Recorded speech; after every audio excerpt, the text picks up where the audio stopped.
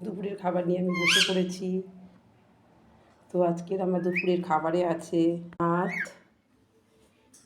একটা ডিম সিদ্ধ, আম দিয়ে ডাল, মুসুরির ডাল টক টক। তো আমাদের একটা আম গাছ আছে, প্রচুর আম হয়েছে জানো বন্ধুরা। জানি না বৃষ্টির জন্য কিনা আমগুলো বেশ একটু বড় বড় হয়েছে, কিন্তু সব আম পড়ে যাচ্ছে। তো এই গাছের আম দিয়ে আমি ডাল করেছি জানো বন্ধুরা। এই দুপুরের এই গরমেতে দুপুরে টক ডাল খেতে আমার খুব ভালো লাগে। বেশিরভাগ সময় আমি টক ডালই করি। তো আজ আর করেছি সোয়াবিন আলুর তরকারি। এই ছিল আজকের আমার রান্না। তো ভালো লাগলে, ভিডিওটা ভালো লাগলে একটা সাবস্ক্রাইব করে দিও। টাটা।